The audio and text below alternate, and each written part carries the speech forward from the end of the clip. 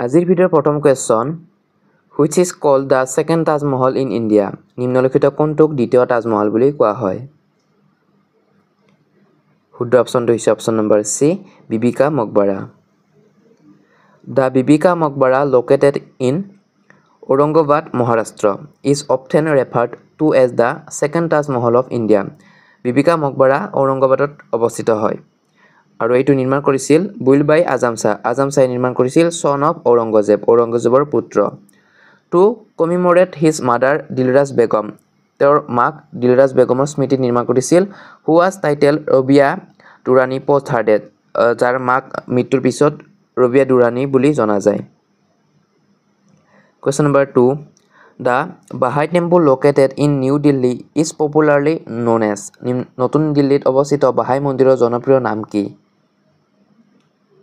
শুদ্ধ অপচনটো হৈছে অপচন নম্বৰ ডি লোটাছ মন্দিৰ Opened on 13 November 1986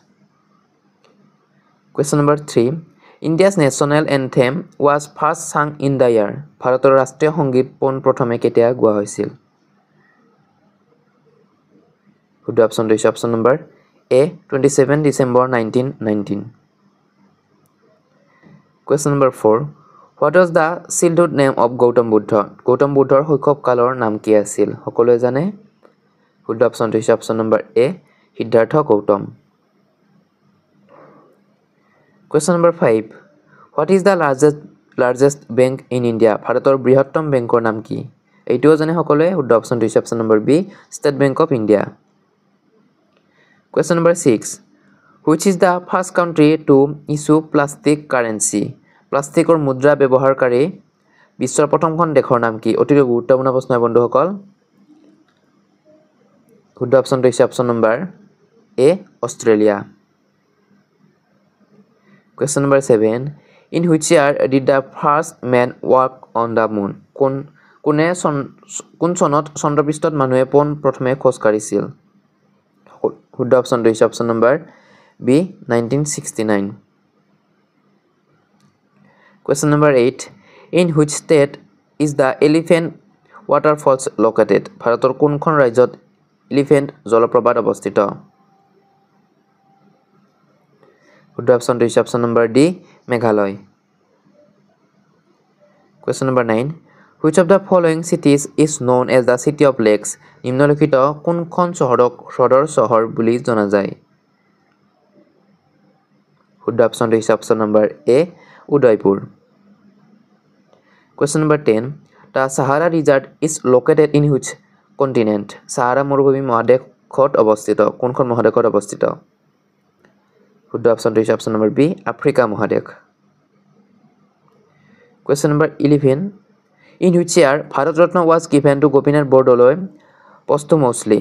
কোন চনত গোপীনাথ বৰদলৈক মৰণোত্তৰভাৱে ভাৰত ৰত্ন বঁটা প্ৰদান কৰা হৈছিল শুদ্ধ অপচনটো হৈছে অপচন নম্বৰ সি 1999 1999 চনত Question number 12 The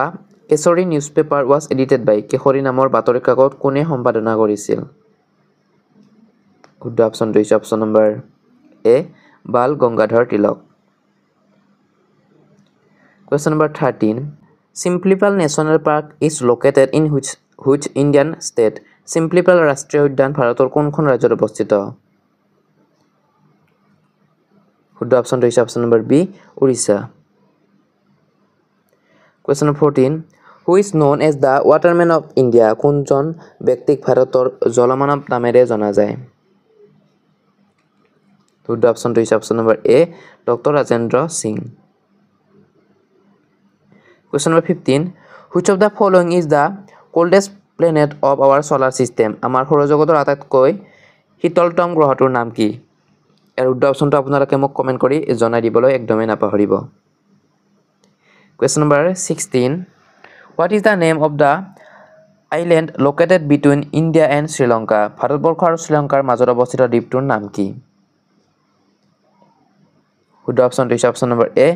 কাচ্চাথিবু Question number 17 Rome, the capital city of Italy, is situated on the bank of which of the following rivers? Italy দেশৰ ৰাজধানী চহৰ ৰোম কোনখন নদীৰ পাৰত অৱস্থিত? শুদ্ধ অপশ্যনটো হৈছে অপশ্যন নম্বৰ ডি টিবাৰ নদী। Question number 18. Dirham is the currency of which of the following country? নিম্নলিখিত কোনখন দেশৰ মুদ্ৰাৰ নাম দিৰহাম? গুৰুত্বপূৰ্ণ প্ৰশ্ন বন্ধুসকল। শুদ্ধ অপশ্যনটো হৈছে option number B United Arab